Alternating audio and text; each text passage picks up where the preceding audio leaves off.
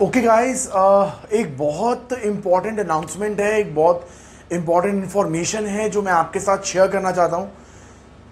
आपको पता होगा सभी को कि सीबीएसई ने अभी रिसेंटली 10th क्लास और 12th क्लास के लिए सैंपल पेपर इशू करा है। मतलब सैंपल पेपर के ऊपर अगर मैं एक वीडियो बनाना चाह रहा हूं तो मतलब कुछ तो स्पेशल रहा होगा ना। ऐसा क्या है, ऐसा मतलब सैंपल पेपर तो हर साल आते हैं, ऐसा क्या नया कर दिया सीबीएसई ने जिसके लिए हमें आपको प्रॉपर एक वीडियो बना के डिस्कशन करना पड़ रहा है, आपको बताना पड़ रहा है कि देखो ये ब्लास्ट, मतलब हाँ लिटरली इस बार जो सैंपल पेपर आया है कुछ ऐसा है कि अचानक से कहीं पे बॉम्ब ब्लास्ट कर दिया हो सीबीएसई ने।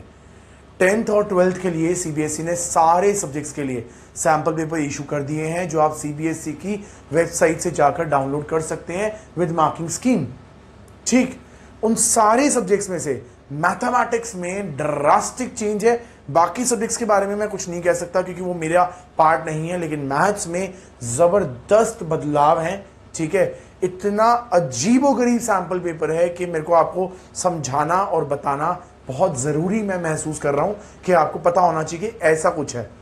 अच्छा, सबसे पहले ना आपको ये बता देता हूं कि सीबीएसई का जो सैंपल पेपर आता है इसका हमारे लिए इंपॉर्टेंस क्या होता है, मतलब ऐसा क्या है सैंपल पेपर से, सैंपल पेपर के बारे में चर्चा क्यों करनी चाहिए। सीबीएसई का जो सैंपल पेपर होता है ना बच्चों, ये लगभग ऐसा है कि आप किसी बीमारी के सिम्टम्स को जान लेते हैं, आपको पहले से अंदेशा हो जाता है कि क्या आने वाला है। सीबीएसई का सैंपल पेपर एक फेयर आइडिया दे देता है कि पेपर कैसा आने वाला है, किस लेवल का आने वाला है, कैसे कैसे क्वेश्चन रहने वाले हैं, कितनी कितनी चॉइसेस रहने वाली हैं, डिफिकल्टी लेवल क्या होगा, कौन से टॉपिक्स इंपॉर्टेंट होंगे, कौन से टॉपिक्स मेजर हैं जो मुझे कर लेने चाहिए। बड़ी सारी इंफॉर्मेशन मिल जाती है, उसके अकॉर्डिंग हमारा प्रिपरेशन का जो स्टाइल है वो बदलने लग जाता है, डिसाइड होने लग जाता है। अब इसी चीज का फैसला करना है तो सैंपल पेपर हर साल हम देखते हैं कि कैसा है, उसको एनालाइज करते हैं। इस साल का सीबीएसई का सैंपल पेपर क्या कहता है 10th और 12th मैथ्स के लिए, ये मैं आपको आज बताता हूं पूरी डिटेल में समझाता हूं कि सैंपल पेपर ने क्या कहा है, किस चैप्टर का कितना वेटेज रहने वाला है, कितनी चॉइसेस रहने वाली हैं, पेपर का पैटर्न क्या रहने वाला है, एक एक करके सारे, मतलब एक आधी बात नहीं है आज बताने के लिए मेरे पास ढेर सारी बातें हैं, एक एक करके सारी बताता हूं आपको आज, सारे के सारे एक एक करके ना। मैं, उन्होंने तो बम फोड़ दिया, मैं बिजली बम फेंकता हूं आपके ऊपर। ठीक है, एक एक करके आपको बताता हूं कि हुआ क्या है। ठीक है, तो शुरू करते हैं। चलिए, तो अपने 10th मैथ्स का पेपर का पैटर्न इस साल क्या रहने वाला है, पहले इसे एनालाइज कर लेते हैं। एक पूरा चिट्ठा तैयार करके रखा है मैंने आपके लिए, जिससे मैं आपको ये तक बता पाऊं कि इस साल कौन सा चैप्टर एज पर सीबीएसई कितने मार्क्स का आएगा और उसमें से कितने कितने मार्क्स के क्वेश्चन रहने वाले हैं। पूरी डिटेल आपको भी मिलेगी बच्चों एक एक करके। तो अभी हम बात करते हैं 10th maths CBSE sample paper की।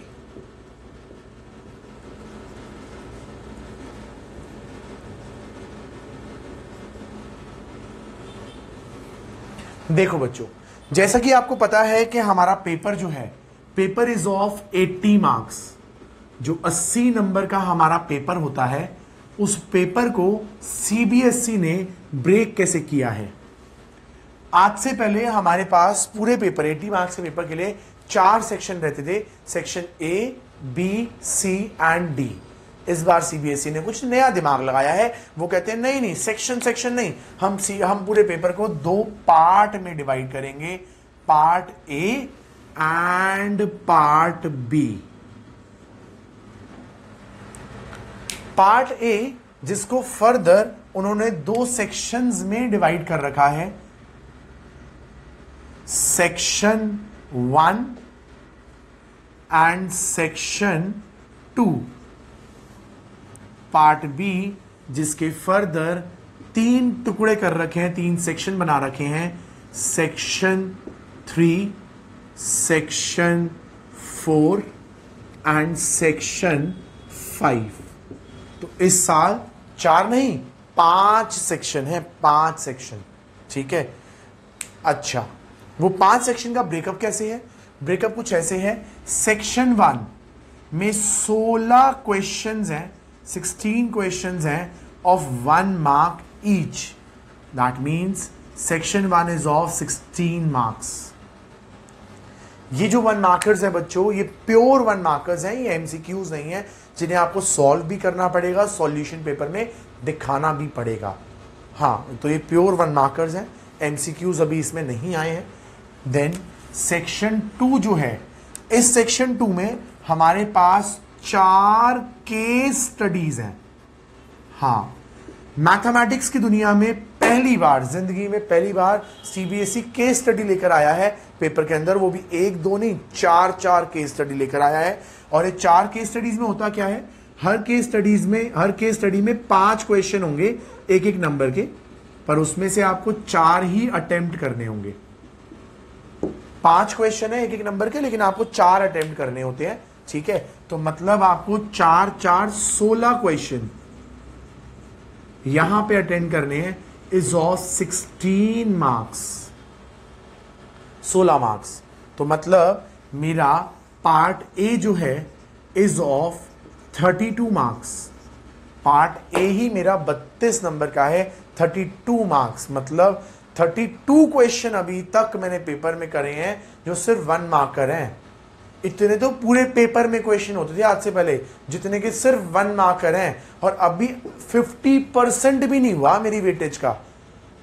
32 क्वेश्चन कर रहा हूं, 50% भी वेटेज कवर नहीं हुई है। चलो सेक्शन 3 की बात करें तो सेक्शन 3 में we have 6 questions of 2 marks each, that means 12 marks का मेरा सेक्शन 3 है। Then section 4 7 questions of 3 marks each, 21 marks. And at last section 5 3 questions of 5 marks each. मतलब पार्ट बी जो है मेरा, ये पूरा इज ऑफ 48 मार्क्स। हाँ, ये 80 नंबर के पेपर के लिए आपको पता है हम कितने total number of question attempt करने वाले हैं? कितने टोटल क्वेश्चंस? 48 क्वेश्चंस। जोड़ के देख लो, 48 question including case studies. Case studies को वो 2 क्वेश्चन कह रहे हैं, पर 4 क्वेश्चन कह रहे हैं, पर वो 4 क्वेश्चन नहीं है ना बच्चों। हर केस स्टडी में 4 क्वेश्चन और हैं, तो 4 केस स्टडी 4 क्वेश्चन, हमें तो 16 क्वेश्चन करने होंगे आंसर, है ना। और वो बात अलग है कि केस स्टडी के नाम पर मैथमेटिक्स में सिर्फ मजाक ही हो सकता है। केस स्टडीज मैथ्स में कैसी केस स्टडीज बनेंगी यार? मैथ्स का केस स्टडी से क्या लेना देना है? हाँ, आपको याद होगा हमने केस स्टडी में मैथ्स के नाम पे खिलवाड़ कर रखे हैं। हमारे पास कुछ चैप्टर्स थे, जैसे कोऑर्डिनेट ज्योमेट्री में था, शायद एपी में भी था। कोऑर्डिनेट ज्योमेट्री में अगर आपको याद हो तो एक ऐसा क्वेश्चन भी था कि एक गमले लगा रखे हैं हमने 1-1 मीटर के गैप पर, 1-1 मीटर की मार्किंग करी हुई है। एक बच्चा भाग रहा है एक नंबर पे, वो अपना झंडा गाड़ रहा है, दूसरा बच्चा भाग रहा है, वो अपना झंडा गाड़ रहा है इस पॉइंट पे, तीसरा बच्चा उनके बीच में मिड पॉइंट पे गाड़ेगा। मतलब कहानी बहुत लंबी चौड़ी थी, इन शॉर्ट निकालना क्या था? Mid point. सिर्फ एक मिड पॉइंट निकालने के लिए 4 लाइनों का एक क्वेश्चन दे दिया। केस स्टडी में बस ये एक समस्या रहती है। मैथ्स में केस स्टडी मुश्किल नहीं है, लेकिन आउट ऑफ द बॉक्स है ना, एकदम नई चीज आ गई है हमारी, किसी बुक में कहीं दूर दूर तक नहीं है। आईसीएसई बोर्ड में हुआ करती हैं केस स्टडीज, सीबीएसई बोर्ड में केस स्टडीज नहीं रही आज तक, तो किसी ऑथर में नहीं दी हुई है। लेकिन अब पेपर में आती है ना, तो हमें ऐसा नहीं मुश्किल है, लेकिन हमें ऐसा लगता है कि यार ये मुश्किल आ गया है, ये ना अपनापन नहीं लगता, उसमें फैमिलियर नहीं होते हम उस चीज से। आप बेसिकली क्या, आप हर कैटेगरी के क्वेश्चन के लिए रेडी हो। मैंने आपको हमेशा कहा है सारे क्वेश्चन आपने कर रखे होंगे, आप एक एक क्वेश्चन के लिए रेडी होगे, आपको एक एक क्वेश्चन पेपर में आया हुआ आता होगा। मैं हमेशा बोलता आया हूं ना, पहले 15 मिनट के अंदर ही अगर आपको ये ना लगे ना कि मैथ्स का पेपर हमारे लिए बना है, तो सुमित सर का पढ़ाना बेकार है, हमेशा बोला है। लेकिन ये केस स्टडी क्या है? देखो, मैं आपको क्वेश्चन के लिए रेडी करा सकता हूँ, कहानियों के लिए तो रेडी नहीं करा सकता ना। कहानी तो कहानी है, कहानी तो कुछ भी चिपका दो किसी क्वेश्चन के पीछे, क्वेश्चन वही है। कहानी कोई भी घुमा के दे दी जाए, वो कुछ भी आ सकता है। तो कहानी देखकर किसी को लगे और नहीं सर ये तो बिल्कुल नया आ गया, नहीं मैं इसके लिए रेडी नहीं हूं, हाँ वो पॉसिबिलिटी है।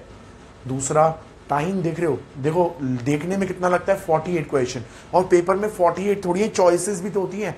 यहां एक चीज ऐसी है जहां पे सीबीएसई ने लंगर लगाया है। लंगर तो क्वेश्चन में भी लगा रखा है, 48 क्वेश्चन दे दिए खाने को, कैसे खाएंगे भाई, पक्का वॉमिट होने के चांसेस है। फिर भी चॉइसेस कैसी हैं, वो कहते हैं जो सेक्शन है ना, इसमें 5 चॉइसेस देंगे हम इंटरनल। इंटरनल का मतलब पता है ना, या तो ये क्वेश्चन, एक क्वेश्चन के 2 पार्ट है, या तो ये वाला पार्ट कर लो या ये वाला पार्ट कर लो। 4 चॉइसेस यहां पे मिली हुई है, क्योंकि हर एमसीक्यू के 5 क्वेश्चन है, उनमें से 4 ही अटेम्प्ट करने हैं आपको, तो एक आप छोड़ सकते हो।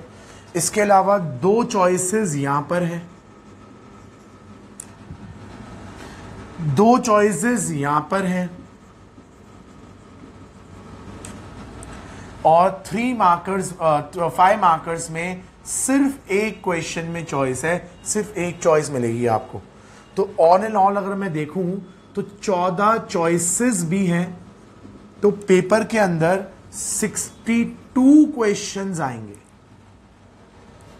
2 पेपर जितने क्वेश्चंस हैं बच्चों, ये 2 पेपर के मिला के इतने क्वेश्चंस आते थे आज से पहले, लेकिन 62 क्वेश्चन अवेलेबल होंगे। मैं 62 क्यों बोल रहा हूं, क्योंकि मैं हमेशा से बोलता आया हूं, हम लोग रेडी करते हैं अपने आप को इसके लिए नहीं, इसके लिए हमेशा हमें चॉइसेस वाले भी सारे क्वेश्चन आते होंगे पेपर के अंदर। मैंने हमेशा कहा है ताकि चॉइस हमारे पास रहे।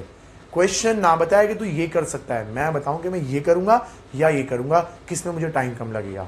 इस साल सबसे बड़ी चीज ये है बच्चों कि टाइम की जो मैनेजमेंट है ना, वो बहुत अच्छे से प्लान करनी पड़ेगी, क्योंकि ये सेक्शन जो है ना, सेक्शन 1, 2, 3, ये बच्चों का 1.5 घंटा खा जाता है, जबकि ये सेक्शन आपका 40-45 मिनट्स में खत्म हो जाना चाहिए। तो टाइम मैनेजमेंट अगर आपने प्रॉपरली प्लान कर ली ना, तो ये पेपर तभी टाइम से पहले खत्म हो पाएगा। समस्या यहां आके नहीं रुकी है बच्चों, कहानियां मतलब चीजें ना, उन्होंने ऐसे ऐसे बम फोड़े हैं हमारे ऊपर, इतनी ज्यादा चीजें बताई हैं कि मेरे को धीरे धीरे करके बतानी पड़ेगी। एक तो ये समझ आ गया, आई होप ये लिख लेना सारी की सारी बातें, क्योंकि ये अगर चेंज नहीं हुआ ना, देखो मुझे पूरी उम्मीद है सीबीएसई बदलेगा, लेकिन अगर नहीं बदला तो उस केस में ये प्लानिंग का तरीका रहेगा हमारा, इसी के अकॉर्डिंग हम प्लान करेंगे। ठीक, हम सारी केस स्टडी सबके लिए रेडी करेंगे। रेडी करने में दिक्कत नहीं है, तैयारी तो हम एक एक चीज की करेंगे, लेकिन हाँ ये एक टेंटेटिव आइडिया है। इसके अलावा आपको याद होगा कि हमारे पास सीबीएसई ने बताया था 2 टाइप के पेपर हैं, एक बेसिक मैथ्स और एक standard maths. You won't believe, आज से पहले हमें यही पता था कि basic maths 100% NCERT, standard maths 80% NCERT, है ना, यही तरीका होता है। अगर आप सीबीएसई का सैंपल पेपर उठा के देखोगे तो बेसिक मैथ्स का पेपर भी 100% एनसीईआरटी नहीं है भैया, वहां भी बाहर से आ गया है। और अगर वो ही बाहर से आ गया है तो फिर स्टैंडर्ड का ही पेपर दे लेंगे ना हम, बेसिक क्यों देंगे हम? जब नंबर उतने ही लाने हैं तो स्टैंडर्ड कर लेंगे हम। और स्टैंडर्ड का पेपर देखोगे ना, अगर किसी ने पेपर थोड़ा सा भी दोनों चीजों के लिए वो प्रिपेयर कर रहा है, स्टैंडर्ड भी बेसिक भी, तो उसे लगेगा स्टैंडर्ड ज्यादा इजी है बेसिक से। तो मतलब क्या ही सैंपल पेपर बनाया है, मैं इसके लिए कोई कुछ नहीं कह सकता। उसके अलावा ये भी है कि जो पोर्शन हमारे डिलीट हो गए हैं उसमें से भी क्वेश्चन डाल रखे हैं हमारे सैंपल पेपर के अंदर। अब वो तो पेपर में कभी नहीं आ सकते, डोंट वरी, नहीं आएंगे, कभी नहीं आएंगे, लेकिन उन्होंने लिख रखा है। ये सैंपल पेपर तो कुछ ऐसा है, मुझे लगता है कि किसी भी एरे गहरे टीचर का उठा के पेपर छाप दिया कि भैया ये ले लेंगे हम इस साल, ऐसा कुछ बनाएंगे। ऐसा होता नहीं है बच्चों, बहुत प्लान्ड होके आएगा। चलिए, ये एक फेयर आइडिया था कि हमारा पेपर कैसा दिख रहा है, और ये अचानक बताया सीबीएसई ने, कोई नोटिफिकेशन नहीं थी। अब मैं आपको बताता हूं कि चैप्टर वाइज वेटेज क्या है, चैप्टर वाइज ब्रेकेज क्या है, ताकि हम उसके अकॉर्डिंगली प्लान कर सके। जो रियलिस्टिक लग नहीं रही है पर सीबीएसई ने रिटन पेपर में दी है तो हम इसको नकार नहीं सकते। ठीक, तो ये बताता हूं आपको।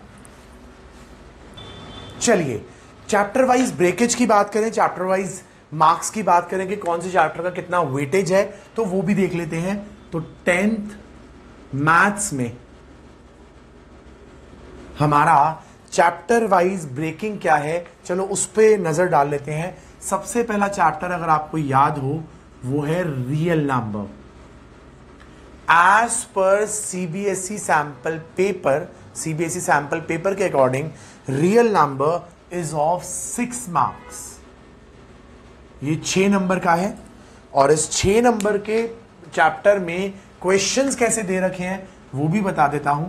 इस 6 नंबर के चैप्टर में एक क्वेश्चन आपका 1 मार्कर आना चाहिए एज पर सैंपल पेपर, एक 2 मार्कर और एक 3 मार्कर। रियल नंबर से 3 क्वेश्चन, 1 मार्कर भी, 2 मार्कर भी, 3 मार्कर भी। इसके बाद then we have polynomials is of 7 marks. 7 नंबर का ही चैप्टर है, ठीक है, as per sample paper. Breakup, एक क्वेश्चन 1 मार्कर, एक क्वेश्चन 2 मार्कर और एक केस स्टडी जिसमें 4 क्वेश्चन होंगे, एक एक नंबर के 4 नंबर। देखो ये बताने का सबसे बड़ा रीजन ये है कि आपको एक फेयर आइडिया, देखो हम लोग एक फेयर आइडिया बना लेते हैं कि अच्छा इस चैप्टर से केस स्टडी आएगी, अच्छा इस चैप्टर से 1 मार्कर्स ही आने मेजर, तो मैं 1 मार्कर के हिसाब से फोकस करूं ना। मैं क्यों फोकस करूं उसके 3 मार्कर 5 मार्कर ट्राई करने के, बड़े बड़े क्वेश्चन क्यों करूं? मैं ज्यादा करूंगा तो मैं हर कुछ, पर ज्यादा मैं उस पर फोकस करूंगा ना कि उसके 1 मार्कर। तो इसीलिए ब्रेकअप बहुत इंपॉर्टेंट हो जाता है। अगर ये सही रहा तो ये ब्रेकअप बहुत इंपॉर्टेंट हो जाएगा। Then we have linear equation is of 7 marks. Again ये भी 7 नंबर का है। ब्रेकिंग कैसी है? ब्रेकिंग कुछ ऐसी है, 2 क्वेश्चन 1 मार्कर के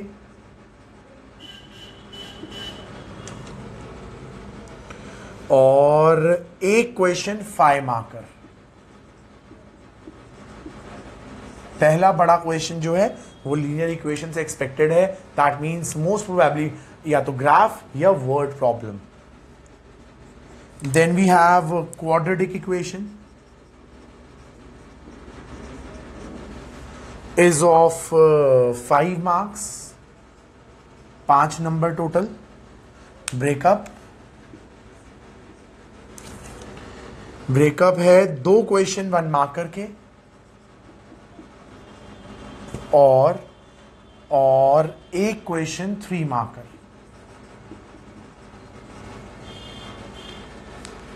ठीक है जी।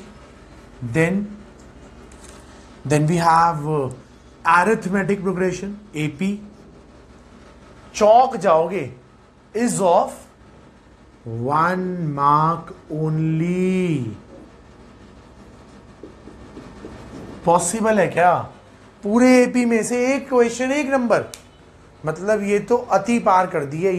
ये पेपर तो ऐसा होता है जैसा सर हमारे ट्यूशन में कभी कभी बन जाता है कि टॉपिक से क्वेश्चन ही नहीं दिया, टॉपिक ही चैप्टर ही छोड़ दिया, ऐसा भी हो जाता है।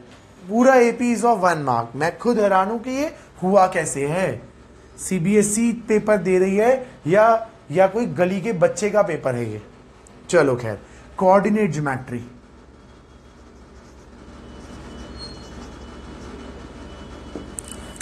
is of 6 marks.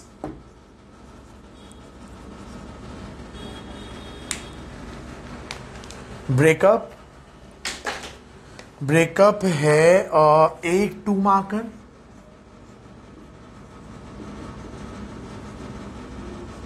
और एक case study.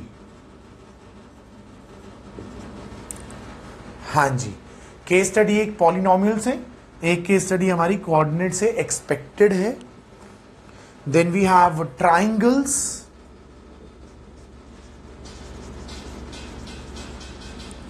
Is of 8 marks,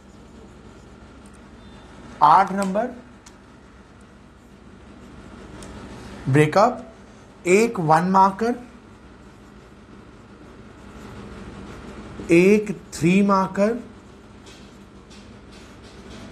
और एक केस स्टडी।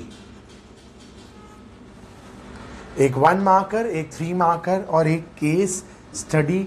यहां से आ गई तीसरी। 4 केस स्टडी आनी थी, 3 हमारे सामने आ चुके हैं, जिसमें एक ट्राइंगल चैप्टर से भी केस स्टडी है।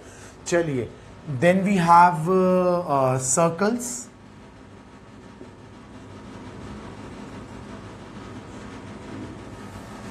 is of 4 marks. Breakup, 2 question 1 marker और 1 क्वेश्चन 2 मार्कर। ठीक है, ये सारी एक्सपेक्टेशन है एज पर CBSE sample paper. Then we have construction, 3 marks only, 3 number का चैप्टर है और 2 क्वेश्चन उसमें से भी एक्सपेक्टेड है 3 नंबर के चैप्टर से। 1 क्वेश्चन 1 मार्कर और 1 क्वेश्चन 2 मार्कर। ठीक है जी। इसके बाद नेक्स्ट वी हैव ट्रिगो,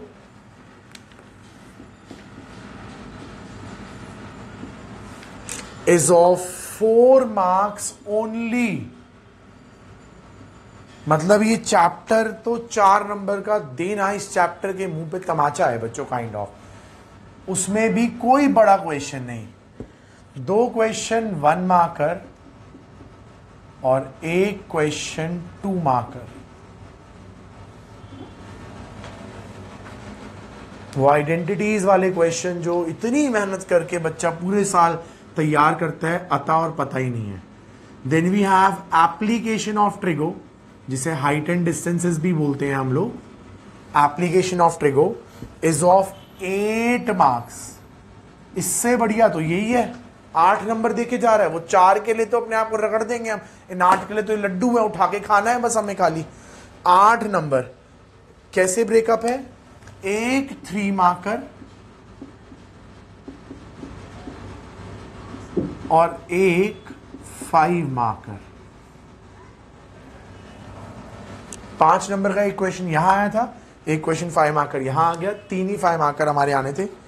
इसके बाद we have area related to circle. Area related is of 1 mark only. देख रहे हो, मतलब एरिया, एपी, एक नंबर के चैप्टर कोई कैसे दे सकता है? इससे अच्छा तो कोर्स से हटा दो इन चैप्टर को। 1 नंबर का ही देना तो चैप्टर रखा ही क्यों है कोर्स के अंदर? चलो खैर, surface area is of 9 marks. 9 breakup, 1 question 1 marker, 1 question 3 marker, 1 question 5 marker.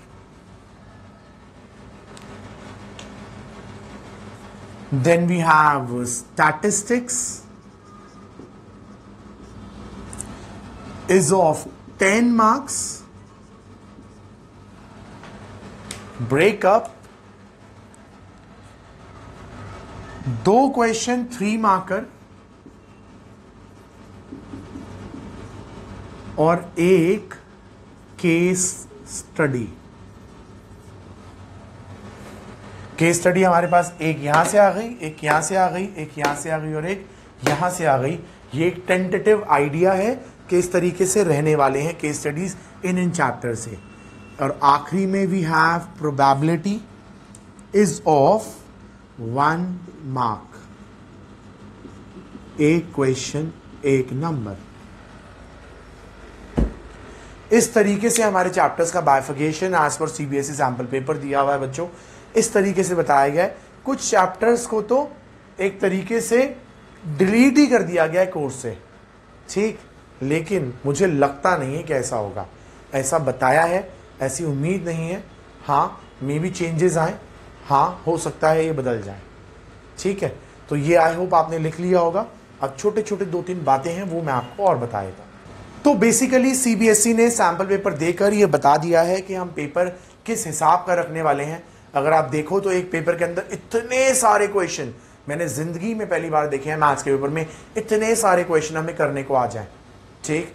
बड़े सारे सवाल हमारे मन में हैं जो बहुत सारे बच्चों का मेरे पास क्वेरी आता है कि सर कह रहे हैं, स्कूल वाले बता रहे हैं कि इस साल पेपर बहुत हार्ड बनेगा। बच्चों अभी बता देता हूं, पहली बात जो मेरी एक्सपेक्टेशन है, सुना है हार्ड बनेगा डिफिकल्ट बनेगा, नहीं जी। जो मेरी एक्सपेक्टेशन है इस साल पेपर इजी बनेगा। क्यों इजी बनेगा? लॉजिकल बता देता हूं। सीबीएसई जब पेपर बनाती है तो उसको पूरे देश को देखना होता है, उसे एक एरिया को, उसे एक स्कूल को नहीं देखना होता। ठीक, हमारा लॉकडाउन चल रहा है इस साल, स्कूल्स तो नाम मात्र ही खुले हैं। और स्कूल्स का मतलब सिर्फ प्राइवेट स्कूल्स नहीं होता है, गवर्नमेंट स्कूल्स भी है। गवर्नमेंट में भी ऐसे बहुत सारे स्कूल्स हैं जिनमें बच्चों के पास ये सुविधाएं तक नहीं है कि वो क्लासेस ले पाएं, कुछ सीख पाएं। तो उन बच्चों को क्या फेल करना है? नहीं करना है, फेल नहीं करना है। तो इस साल बिल्कुल मेरे को पर्सनली कब नहीं लगता है कि इस साल का पेपर हार्ड या डिफिकल्ट कहीं से भी रहेगा, इजी रहेगा। हाँ, लेंथ दिख रही है, अगर प्रॉपरली प्रिपेयर किया जाए तो वो लेंथ भी मुश्किल नहीं है। वैसे भी अदरवाइज भी मैं हमेशा बोलता आया हूं बच्चों कि हार्डनेस क्या है, मुश्किल क्या है? मुश्किल वही है जो आपको नहीं आता है। बड़ा सिंपल सा है। अगर मैं 5 साल की अपनी डॉटर को देखता हूं, 5 साल के एक बच्चे को देखता हूं, तो मैं देख पाता हूं कि होता क्या है। होता यह है कि वो ना फिंगर्स पे काउंटिंग कर लेती है। जब फिंगर्स पे काउंटिंग कर लेती है तो उसको एडिशन सब्ट्रैक्शन नहीं आता, लेकिन फिंगर्स को जोड़कर वो गिन पाती है कि अच्छा 2 + 3 कितना, वो गिन लेती है, ओके 5 है। उसके लिए हार्ड नहीं है। लेकिन जैसे उसके 10 से ज्यादा का कोई सम आ जाएगा उसके लिए हार्ड है। अगर आप उससे पूछो 6 + 5 कितना होता है तो वो नहीं बता सकती। तो हार्डनेस क्या है? हार्ड वही है जिसके लिए आप रेडी नहीं हो। अगर आप प्रिपेयर्ड हो तो मुश्किल कुछ भी नहीं है ना। अगर आपने रेडी कर लिया, अपना लेवल सेट कर लिया है, तो पेपर कैसा भी आ जाए वो मुश्किल नहीं है। लेकिन स्टिल अगर मैं बात करूं इन जनरल, तो वैसे भी पेपर जो है वो आसान ही एक्सपेक्टेड रहेगा इस साल। दूसरा सबसे बड़ा सवाल, सर क्या बोर्ड एग्जाम लेट हो सकते हैं? कोई उम्मीद नहीं है। मैंने कहा ना, सीबीएसई ने सैम्पल पेपर टाइमली इशू करके बता दिया है कि पेपर लेट करने का इस साल उनके दिमाग में कोई ख्याल भी नहीं है। इसके अलावा सर क्या कोर्स और रिड्यूस हो सकता है? हमने एक न्यूज़पेपर के आर्टिकल में पढ़ा था कि पेपर अब सीबीएसई प्लान कर रहा है कि 50% कोर्स रिड्यूस कर दे। देखो यार, मैं आपको भी पता है 30% के नाम पे उन्होंने गोली दी थी, ठीक है। 50% भी कर देंगे तो क्या ही करेंगे ये आपको पता है। लेकिन हाँ, फर्दर रिडक्शन हो जाए इसकी उम्मीदें नहीं है कि और फर्दर रिड्यूस हो जाएगा, क्योंकि समय नहीं है ना इतना। अब पेपर आने वाले हैं, इट्स ऑलरेडी अक्टूबर, नवंबर, दिसंबर, जनवरी, फरवरी, 4 महीने बचे हैं। 5वें महीने मार्च का मंथ एग्जाम का होता है। जैसा सीबीएसई लास्ट ईयर तक फेब में लेना चाह रही थी, तो उसके हिसाब से 3 महीने बाद, 3.5 महीने बाद एग्जाम्स ही आ जाएंगे।